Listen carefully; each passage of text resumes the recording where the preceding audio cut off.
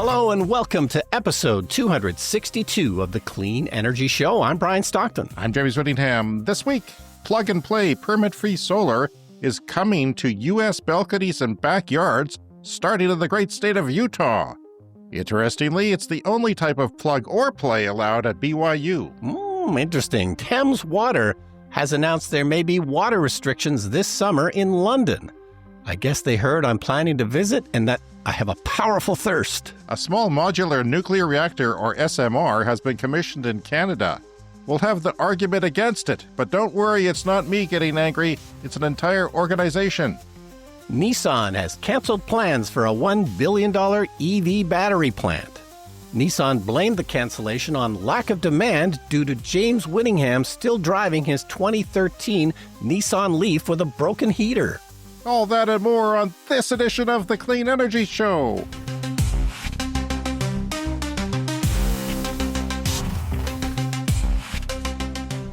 All right, James, it's the summer. Okay. Basically. There's snow in the forecast. Oh, no. Yeah, there is on Thursday. And I just did some gardening. We've also had a bit of forest fire smoke already. It wasn't too bad. Well, I want to get into that since you brought it up. We had last weekend was a low humidity. And from John Valen's book, Fire Weather, I discovered that low humidity is a very important factor in firestorms and in, the spread of 20th century wildfires. Not only heat, but wind. And because there's great variances and higher temperatures between the lower temperatures, so there's bigger winds. And he retweeted something I'd said because I pointed out that the humidity in Regina here in Canada was very low that weekend. It was down to 13%. And we had 3 grass fires, as I mentioned last week, but we also have some forest fires, which he was tweeting about, which is some serious forest fires. And we had forest fire smoke already. Fortunately, not at the moment, but yeah, there's a few hundred kilometers away, a few hours north of us, but there are some serious big fires burning right now. Yeah, so we're missing that summer that we used to love so much around here. So what else do we have after 10 months of winter? Come on. We have nothing. This is not fair. Well, we have a week off. We're going to take a week off. You love a vacation, don't you? Generally speaking, I do, yes. Recharges the old batteries. Yeah, so it's a good news, bad news scenario. The bad news is I have to have some surgery, but the good news is that, if you need surgery, it's better to have it than to not have it, don't you think? I'm sorry, which is the good news and which is the bad news? Is the bad news that you need surgery, but is the good news that you're having it? Yes, exactly. That's exactly it. Okay. So yeah, I've been on a list since January, been sort of waiting for this. It's nothing too serious, but there is a little bit of a recovery time. So it's also the May long weekend next week. So I think it is a good time to, it's a little bit early this year. So it's Canada's May long weekend. So what is that in the United States? What do you guys have down there? I can't remember. Is it Memorial Day? Yeah, I can't remember. It's Victoria Day up here to celebrate Queen Victoria, but really it's the May long weekend, sometimes called the May 2-4, because it usually happens around May 24th, and a 2-4 is a case of beer in Canada. A large case of beer. Yeah. I would only need a 1-4 to get drunk, and 2-4 would kill me. Yeah, so we're going to have an encore episode next week, but so we'll see you with a fresh episode in 2 weeks' time. Okay. Well, we apologize for that because we have to take some time off in the summer as well. I'm not sure what my vacation schedule is yet, but you're going to London on the first week of July. Yeah, around the end of June and first week of July, I'll be in London, so we'll probably take a week off there as well. Not going to bring the microphone and do a broadcast from London with an accent, a slight accent. I probably do pick up it. I really love the British accent. And after I've been there for a few days, it really starts to feel like, oh yeah, this is the way English is supposed to be spoken. So I'm sure I would pick up the accent if I was there for any length of time. Well, that would be humorous. Brian, we had a bear in our city yesterday. Yeah. And they were going to tranquilize it. The thing is, we're a long ways away from a forest. Yeah. We're in the middle of a flat, pointless land, as some people have pointed out on YouTube. And somehow a bear made its way not only to our city, but to the center of it. Yeah. 250,000 people, it worked its way right downtown. And of course, all the gang members are using bear spray. And now they have an excuse. Well, they can say the city's lousy with bears. What am I going to do? Not have bear spray on me? But yeah, it was a cinnamon-colored small bear, around 200 pounds, that was nesting up in a tree, relaxing, probably stressed out from the traffic, and they tranquilized it and killed it accidentally. Killed it? Yeah, I'm afraid Accidentally? so. Yes. Oh, no. So, yeah, but I don't think that brown bear was doing or black bear was doing a very good job. I think it was a black bear with cinnamon color. So it just happened to be brownish, but it made a wrong turn at Albuquerque, obviously, and came where it shouldn't have. And yeah, because forest is a long ways away. We do have that river, mostly dormant river valley, the Quappelle Valley, where some bears occasionally show up. Yeah, and these things are, I think, sometimes climate related. With the changing climate, it can change the patterns for animals, so maybe that had something to do with it. Who knows? Yeah, I don't know, but there's a lot of bad news in our world of clean energy, and we don't often touch on it because we're a good news show, but it's hanging over our head like a dark cloud. They're talking about getting rid of the IRA and the current budget that's being proposed in Congress of the United States. When we heard that it couldn't be done, that the red states wouldn't allow it, well, we'll see how it goes, but Honda is also pausing a planned EV factory, which I thought was kind of odd. Because Honda doesn't make EVs, but they had one planned for Canada, and, well, they're starting to make EVs, but they're actually, the one that's popular with them is made by General Motors. It's just a rebranded Chevy Blazer EV. Yeah.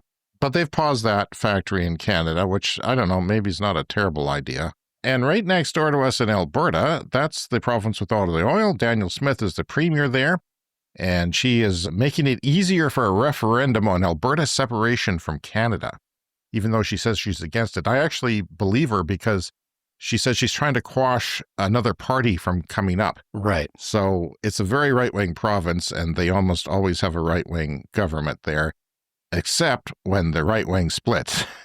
Yeah. And the furthest right people have their own party. Well, this sounds similar to sort of the Brexit debacle in the UK, because I think I've forgotten already who the prime minister was that proposed that, but I think the prime minister that proposed that was also against it and then ended up resigning when it was, when it went through. Yeah, who knows? It's not funny. I'd sit back and laugh next door in the province next door, but our province has a similar, very, very similar polling numbers for separation. And it's almost all from the rural communities, which amazes me that there's any population in rural compared to urban, but there is. Yeah, I mean, the rural population has slowly been shrinking as people move to the cities, but yeah, I guess there's still, it is still a rural place here. Well, I was listening to CBC Radio on the car on my way home the other day, and they had the comedy news quiz, and panelists were asked what Smith was doing this week, and this is one person's answer, which I thought was pertinent. It's actually quite scientific. They're accelerating climate change to the point where British Columbia will be swallowed by the ocean, so they can then have access to a large body of water, which is one of the main barriers to separation. We'll get our oil to Tidewater somehow. That is an ingenious plan. Yeah. Oh. And one of the proponents of Alberta separating has created an image of Alberta with a cowgirl in a cowboy hat and a long skirt, as women should wear, with a Alberta flag of nationality. There's some buffalo and some wild roses, which is a symbol of the province. But there's also looks like coal burning plant cooling towers, which they've banned coal in Alberta. There's a natural gas plant, and there's a farm with a giant smokestack, which I found odd. Why would a farm have a giant smokestack? Is it to incinerate non-Albertans? Is it to have a coal generating plant on the farm instead of a solar panel? It's disgusting to me. And look, I have the numbers here. It's very similar. The green is Saskatchewan, and it's like, there's not enough support. It's like over a third people are considering it, but yeah, that in separation numbers, because we have a province of Quebec who has a separation movement, political movement, is never quite got there. So they are trying to do that with only a third of the vote. So natural gas revenue, oil and natural gas revenue is very much down right now because of the outlook on the world economy and because of possible peace with Russia and OPEC opening up the taps. So the budget difference says that $1 difference from the $71 per barrel WTI mark that they've been counting on is almost $18 million in oil revenue lost every year. And it's quite a few dollars below that mark right now. And of course, it'll probably go up. But for, every period of time that it's below, it's actually pretty substantial. Yeah. Well, you had a great statistic last week that if the oil price stays where it is, they're going to be something like $8.5 billion short on your budget. Is that what it was? Yeah. No, these numbers are for Saskatchewan where we live. We have less. Oh, I see. Sorry. Less oil and natural gas. I made the mistake of not clarifying that in my script here. But that is for Saskatchewan. So every dollar is 18 million, which is quite a bit of our budget. And it's going to be, we've been arguing about this for a long time, that it's going to be a terribly negative thing. Yeah. Well, if we can't have that oil revenue, and we expect to have it forever. So does Alberta. And oil and gas has always been boom or bust. So it's a very difficult thing to sort of plan your budget around. But if that's what your economy revolves around, then, you sort of have to make these guesses and, hopefully you're not too far off. But Brian, the biggest motivation of Alberta wanting to leave Canada is cultural grievances. They don't like woke ideas. They don't like our federal government has a gender balanced cabinet this morning they're swearing in, so half women.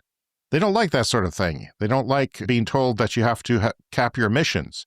Well, who's going to want to buy their damn product if they have the dirtiest oil in the world and just run willy-nilly? Yeah, well, I know earlier this week you and I were talking about Markham Hislop had an opinion piece. He's from Energy Media, and we talk about him occasionally. He's an energy journalist that knows pretty well what's going on in the energy scene here in Canada. And he's very, very critical of the Alberta government and the things that they're doing. But he made a pretty good case that their financial situation is probably going to be fine for quite a while. Something I didn't expect to hear from him.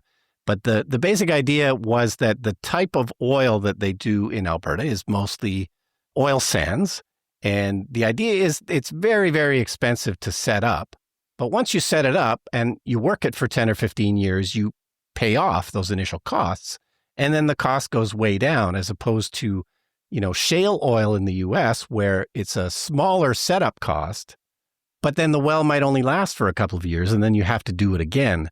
So it was a wake-up call for me, because it's like, okay, I think he's probably right. And the way the pipeline capacity is set up, it isn't going to be easily replacing Alberta oil with something else.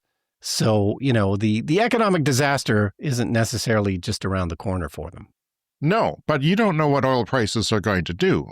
No one does, because I'd have a gold grill in my mouth if I could predict that right now. And you would see a lot of gold walls, not the Trump sense, but actual gold, just bricks of gold piled up behind me if I knew the answer to that. So, yeah, I don't know. It's they want their oil has a lot to do with their culture, has a lot to do with their self-esteem and their pride, but to the rest of Canada, they're often a joke. And now they're sounding like a joke, because how are you going to export oil if you don't have access to tidewater? Yes. That was, by the way, that sounded like comedian Ivan Decker in that clip. Okay. I'm a big fan of his. But yeah, we've always had this problem in Canada of what's known as Western alienation, because really the country tends to be run in Ontario and Quebec. That's where the biggest population is. That's where our prime ministers tend to come from. And we're thousands of miles away out here in the West. And it often feels like, even if you're in support of the government, it often feels like they're not really paying attention to us out here, and it doesn't really matter. So it's not that difficult for people out in the West to sort of start getting fed up with what's going on in Ottawa. I would say half the population provinces, the provinces with the most population, are very much against oil and gas, at least the pollution results, like Quebec and BC, British Columbia. Yeah, exactly. They have a much different energy situation in Quebec and Ontario, so they don't care so much about oil, but it's the whole country has priorities as a whole. Okay. All right, so moving on from Bloomberg, possible water shortage this summer in London, where I'm going to visit. I thought this was interesting because it's a climate story, but it's also an infrastructure story, which we often talk about around here. Thames Water Utility, they serve about a quarter of the UK, and that includes London. It said it can't rule out needing to ask customers to restrict water usage this summer. The CEO said, "I'm confident we won't run out of water. I am not confident that we won't have to restrict usage, because that will depend on what the weather does and what rainfall does between now and summer. The warning comes as Britain's reservoir levels and river flows come under pressure from an unseasonably dry weather. This is the driest start to spring in 69 years.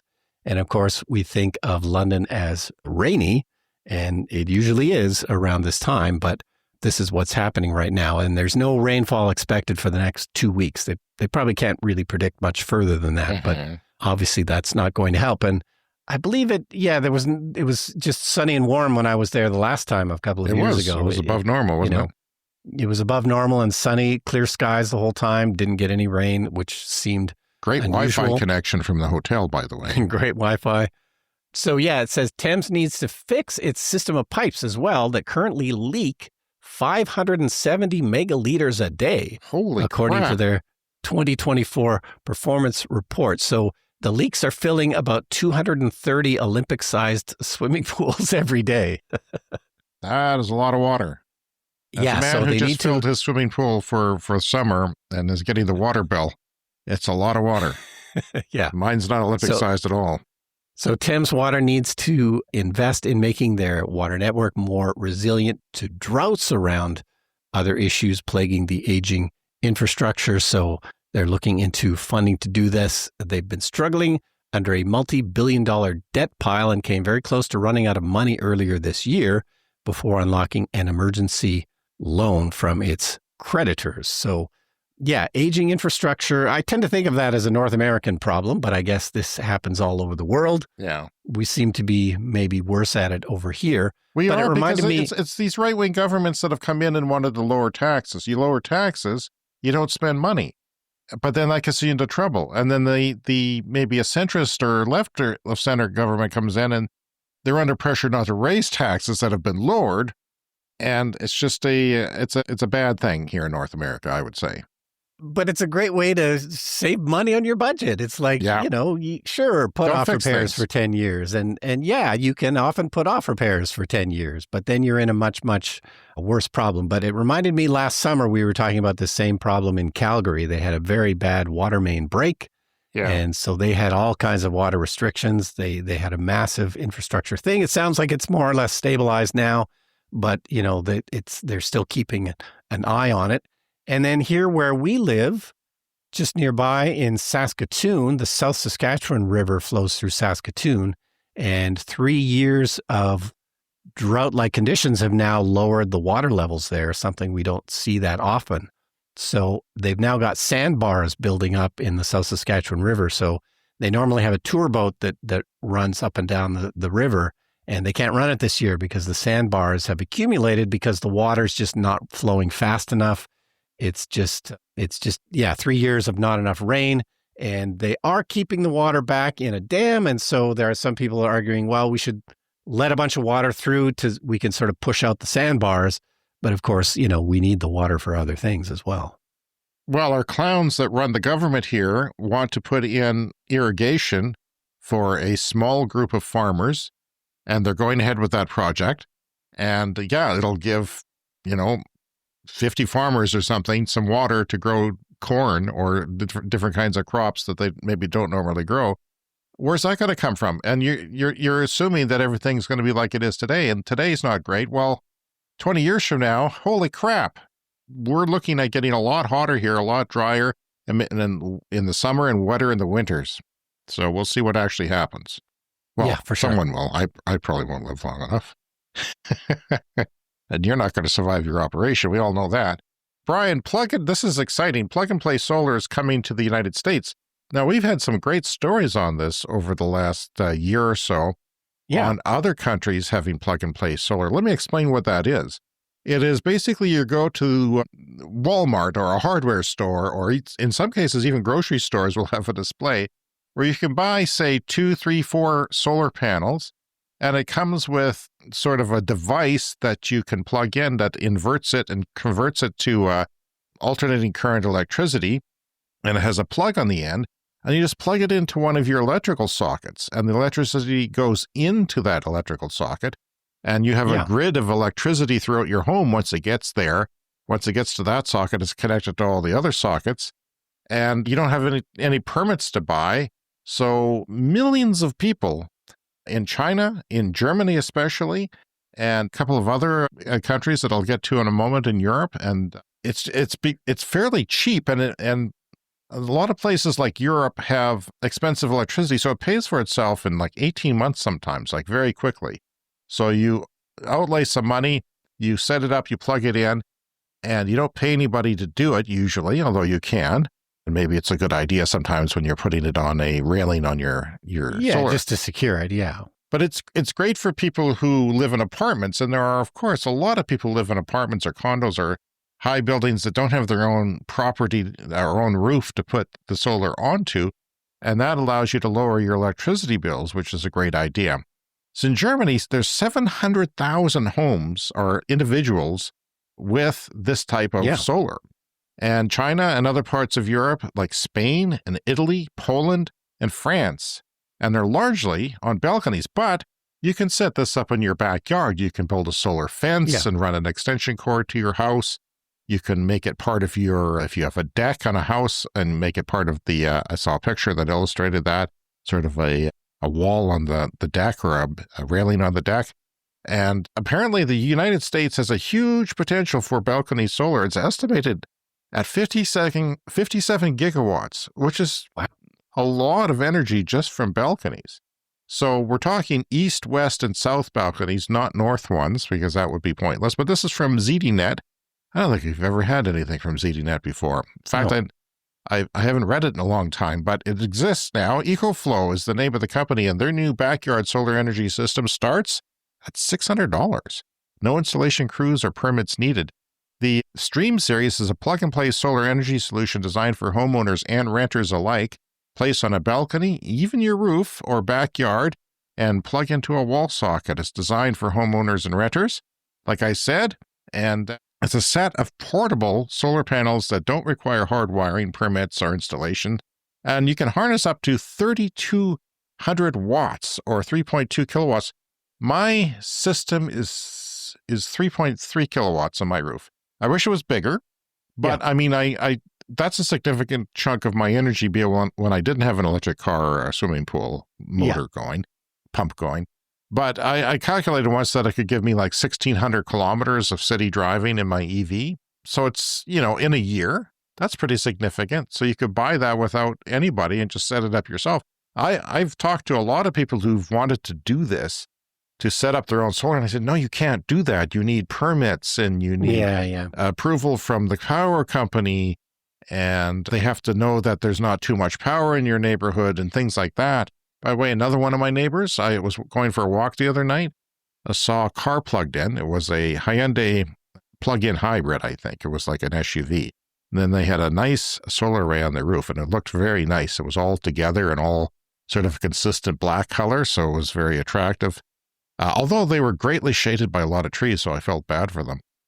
The nice thing about my house is that it was designed for passive solar thermal heat. So they didn't plant trees that would block the sun from heating the house. So it's also good for the solar. Plus the solar is so bloody far up that I don't think there's a tree. That's not true. There are poplar trees a couple hundred yards to my south, which are just huge, and they have to chop them down and then they grow back in a year. They're crazy. Anyway, the micro inverter itself starts at $599. It doesn't store energy in a battery, and it has a maximum input of 1,200 watts. And if you want to store energy, though, you can consider the Stream Ultra 1.92 kilowatt hour battery with a built-in inverter. So you'd have a little bit of battery backup, perhaps, in a power outage.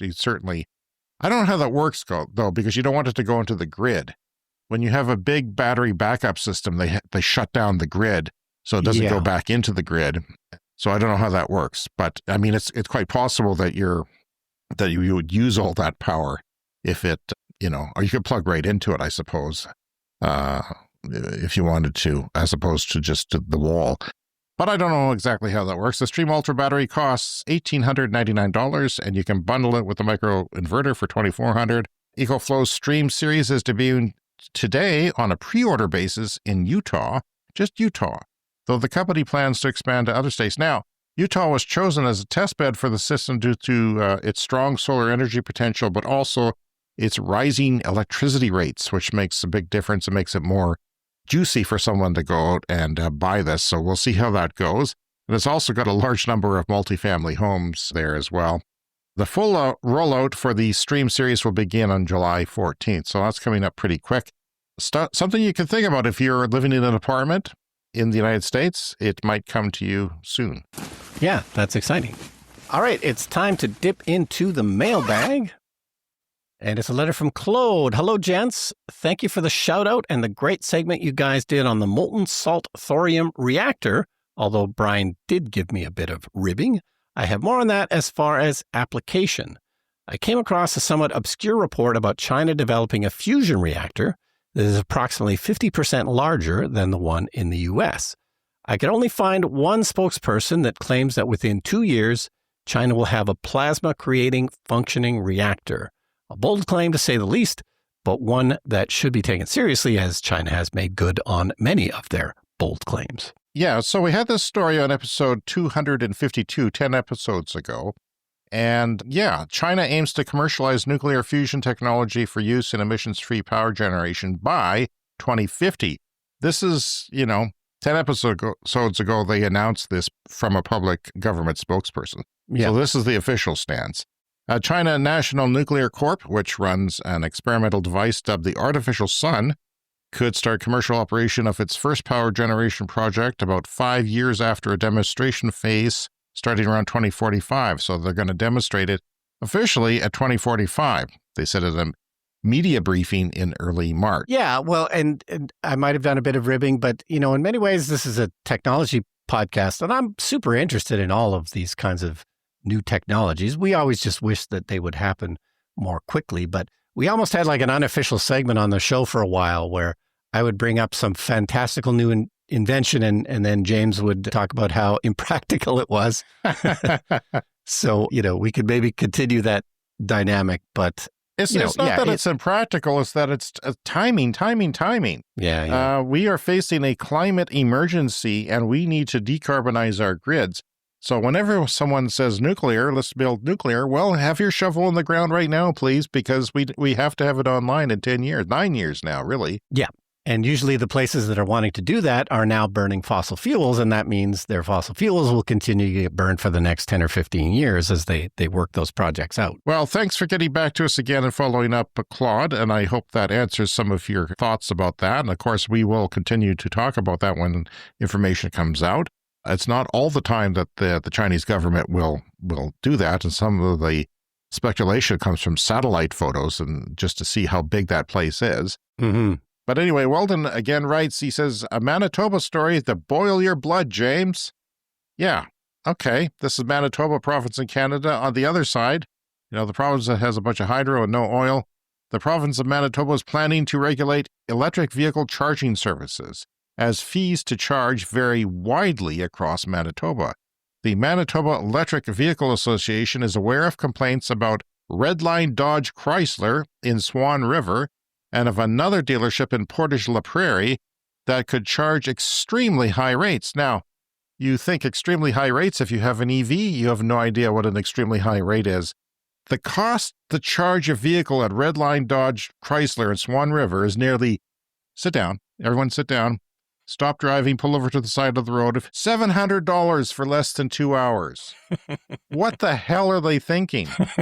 The normal fee, it says, is about $20, for that same thing.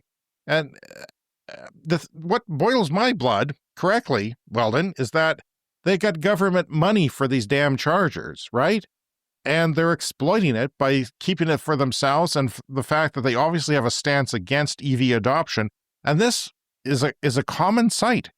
Like told you I was in Calgary, and they had a free flow charger, but they parked their trucks in front of it so nobody could use it. Yeah. But I know damn well they got money from the government, a significant chunk of many thousands and thousands and thousands of dollars to put that in, but they're screwing us over. So the government has to crack down on these people, and I don't know if they can. Hopefully there's no loopholes in their law and their earnestness to get this stuff out quickly, but I hope they get screwed. Yeah, it doesn't sound like it's a widespread problem, but yeah, that's really unconscionable. And we do have isolated places around here where sometimes you're a couple hundred miles away from a major city, so you can sort of understand how important these chargers are. But, even if it's obviously just off principle, nobody should actually pay those kind of ridiculous rates for charging and should figure out some other way.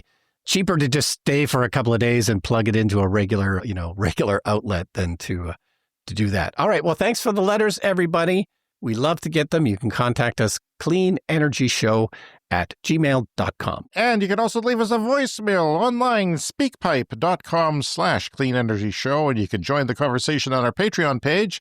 And you also get access to additional content like our excellent Patreon podcast that we released last week.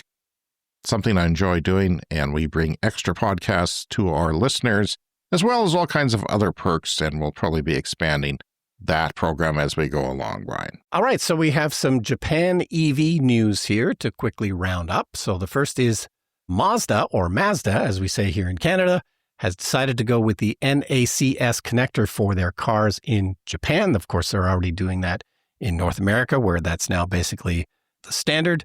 But Japan doesn't really yet even have a specific standard for the EV connectors. So just sort of a sign of how they're a little bit behind in Japan. They were not wanting to switch to EVs at all. Now, the CHAdeMO connector is what I would have on my Leaf if I had fast charging. I don't actually have fast charging because that's how I got the thing so cheap. At the time, there was maybe 1 or 0 fast chargers in our city. Yeah. And there was I couldn't go anywhere anyway. It was low range. And if I did, but talking about how bad the CCS connectors are for us non-Tesla owners, how big, awkward, and heavy they are. The CHAdeMO one's way worse. Oh, yeah. and it's limited to like 100 kilowatts. So, the chargers around here will have a CCS connector if they're a non-Tesla charger and one of those CHAdeMO connectors. And no one, I've seen maybe 1 or 2 Leafs charging. And in my career as an EV owner. Yeah, the Nissan Leaf, of course, was one of the first commercially available EVs, and they had this CHAdeMO connector. So, had they gone further into development of it and sort of gone harder on EVs, it could have maybe evolved into a higher capacity charging standard, but Japan has sort of dropped the ball on that. So, NACS for Mazda, and perhaps that will end up becoming the standard in Japan. We're going to have to see on that. And then news from Nissan, both these stories from Electrek, by the way. They pulled the plug on their $1 billion EV battery plant that they were planning. They announced on Friday they're going to abandon the plans to build the new plant. It was going to make lithium iron phosphate batteries. The decision comes as Nissan is considering all options to restore its performance. They have not been doing well. Like other Japanese automakers, Nissan is facing weaker sales in key markets like China and North America. The company expects to post a net loss as high as $5.2 billion for the current fiscal year. That's going to end in March 2025. The next-gen Leaf is still coming to the U.S. and Canada. That's happening very soon. I'm excited about that because, Brian, it's going to be a small crossover SUV, which is probably what the Leaf should have been, maybe a bit bigger, although it serves that function pretty closely. It's just dumb to look at. No one wants to drive it. It's embarrassing. But it's going to have faster charging and all that and really good range. Supposedly, we don't have the details on it yet. Here's the thing, though. They should have done this 10 years ago. Yeah. They should have launched the Leaf in 2010, the end of 2010, had a good run with it, figured it out, and then come out with a more compelling car, which we all expected they would do. Yeah. But they never did. It goes on and on and on for years and years. No heating, no cooling of the battery, active cooling on those Leafs, and they don't work well in hot climates. You can't fast charge them more than a couple of times before they slow down. Yeah, they probably looked at their balance sheet and realized, okay, well, the Nissan Leaf is still only a tiny part of our revenue. We're making all our money on these gas cars. I guess we better stick with that. And that's what they did. But now it's, coming back on them. Well, the battery prices went down. The energy density went up. They did, slowly improve their range, but they didn't improve the charging. They stayed with this ridiculous connector, the CHAdeMO connector, and they took too long to revise the styling of the car. And then there's some other shortfalls. Other than that, it's been a great car, but they expected to sell a lot more. Like Carlos, what's his name, decided that they would sell a lot of them, and they never did. And that's because it didn't look very good. I think that's the case. And then it became outcompeted by other cars, including the first generation Bolt, which was another low-cost EV and things like that. Yeah, so now they're looking at massive layoffs. They're going to slash about 20,000 jobs in Japan and in their other markets. So about 15% of their workforce is getting laid off. This is more than what was previously estimated, about double wasn't what we were Honda hearing. going to do a bit of a partnership with them, and now they're not? And Yeah. I see them as being in trouble.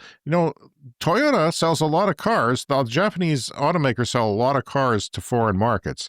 And guess who's taking up that slack? It's BYD.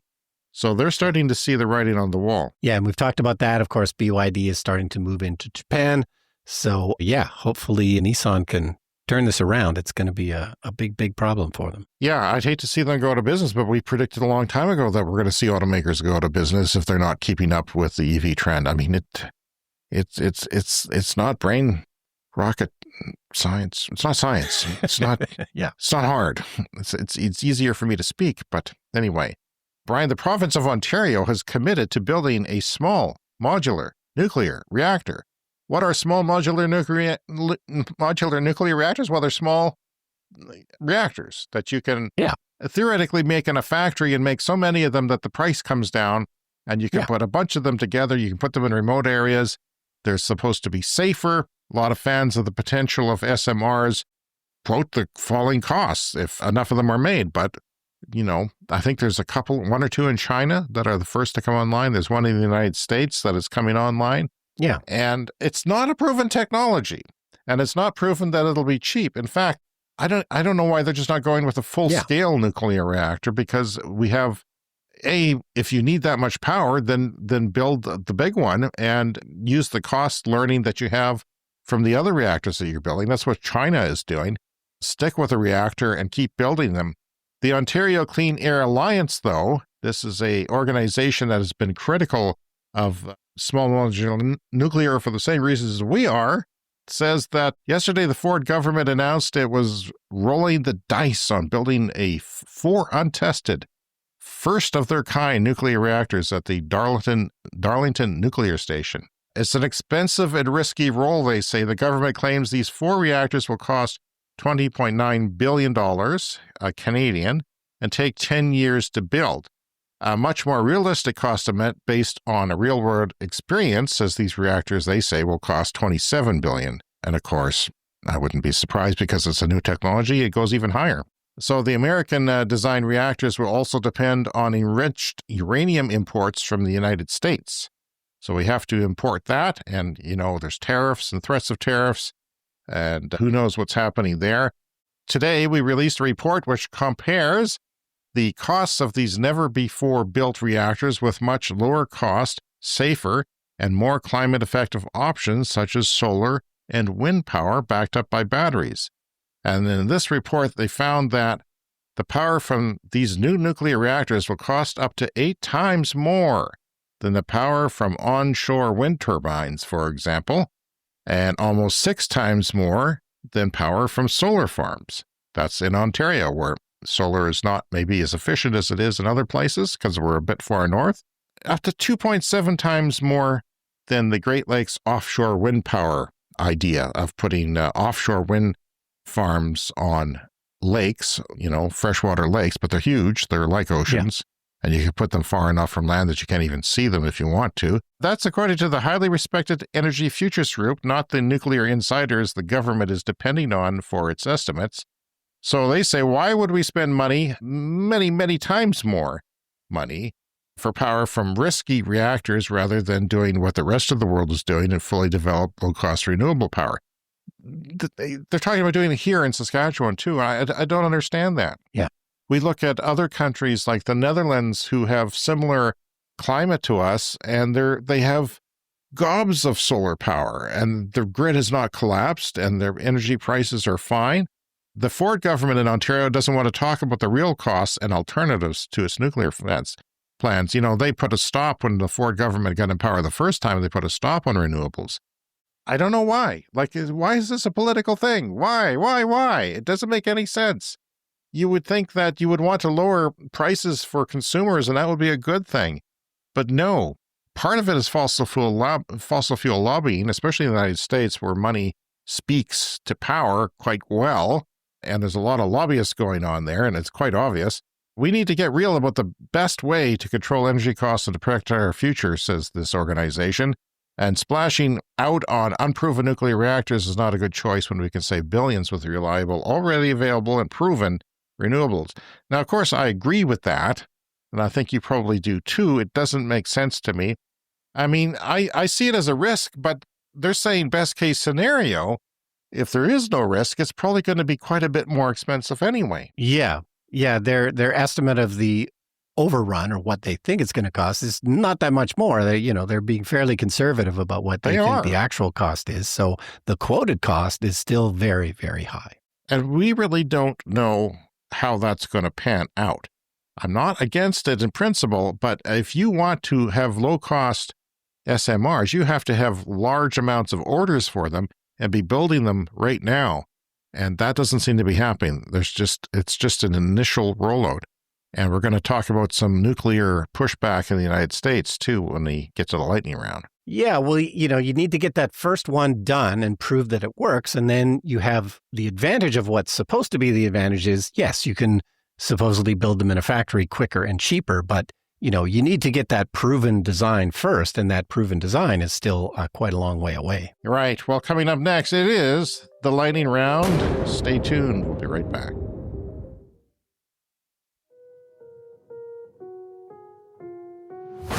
It's time for the lightning round. The lightning round is a fast-paced look at the latest headlines in climate, clean energy, and transportation. All tax incentives for new nuclear energy are gone from the United States budget bill that is being proposed. When combined with the gutting of the Department of Energy's Loan Program Office, this kills any chance of a nuclear revival in the United States. Yeah, so of course, government funding and regulations are the other thing that affects nuclear power. Very much so, because governments need to be on board with it, not just the private sector, at least in North America, where the private sector doesn't want to take any sort of risk or wants to limit their liability, let's put it that way. This is from Electrek. NACS has created electric farm tractors with swappable batteries. Farmers can choose from 3 different mounting areas to put the battery. It has an integrated 20 kilowatt-hour battery that stays there all the time, and then you add additional swappable batteries of 30 kilowatt-hours each.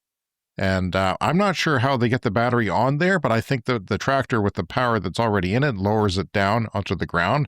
So you can just go back to the barn where you have a charging setup, and you just dump it and take another one, I guess.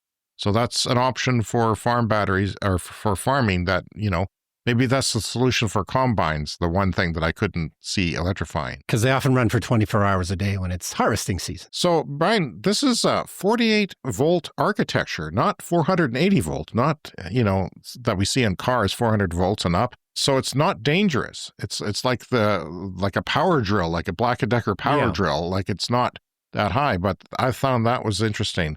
So there's no danger to the farmer when they're working with it. EVs are taking a 63.3% share of new car sales in Sweden. So that is pretty much a done deal, right? Pretty much a done deal. Yeah, following what's happening in Norway. Time for a CES Fast Fact. 2/3 of global warming since 1990 is caused by the world's wealthiest 10%. That's you, Brian, but it's also me. It's even me, because I checked once, and I think I fell into the wealthiest 10% of the world, which it says something about the other 90%. It's not that I'm starving, obviously, but it's amazing how lucky we are, and most of our listeners are as well. Denmark's electric vehicle surge, February 2025, battery electric vehicles were 66.1% of the share of new vehicle sales, and plug-in hybrids were only 2.8%. Some places, plug-in hybrids do very well, and they're outdoing full battery, but not there. And ICE vehicles that, burn fossil fuels and make pollution, make stink, are at 31.1%. Yeah, that's great. Many countries in Africa are importing more solar panels, including Algeria, who is importing 400 megawatts during just Q1 of this year. So that's about 1.2 gigawatts annually at that rate. and Nigeria was 400 megawatts, and Kenya at 100, and Chad at 100. So yeah, it's starting to catch on. And once it does, I think it's going to just take off like wildfire. Like there's just going to be nonstop, and they'll be getting rid of fossil fuels because it is cheaper. And of course, it works well in Africa. Most of Africa, it works well. Solar covered parking lots. This is interesting.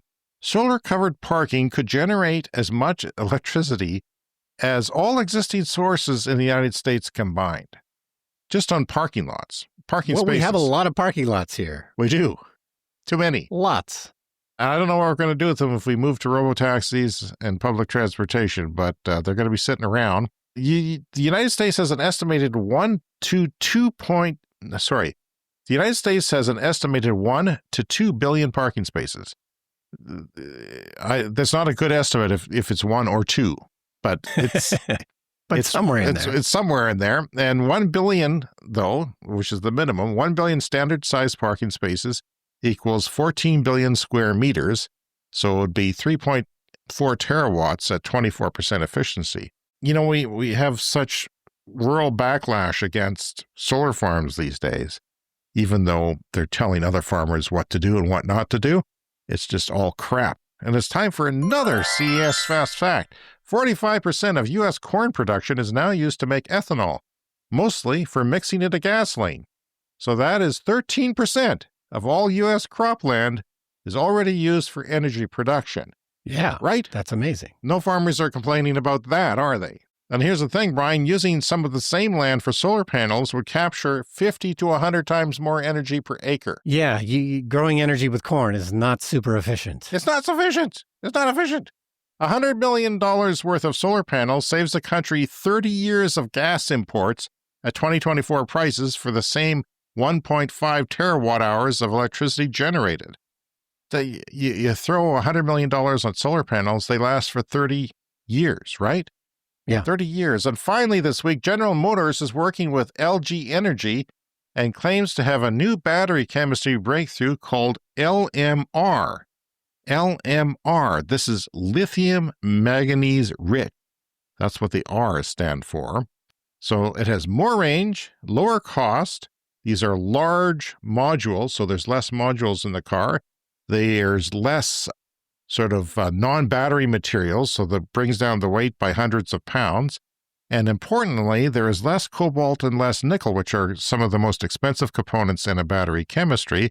And they claim to have this up and running in a few years, and they'll put it in some of their new models, but not the existing models. So something to look forward to. Yeah, so much happening with battery chemistry research, and it's just the beginning.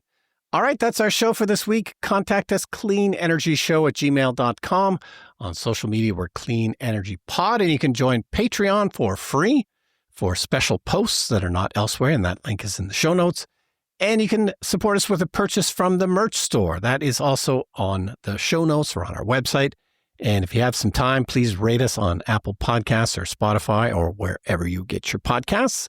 And remember to hit the follow or a subscribe button to get new shows every week. And Brian, good luck with your surgery, and we'll see you in 2 weeks. But next week, we'll have an encore episode for you. So take care, everyone. Yeah. See you in 2 weeks.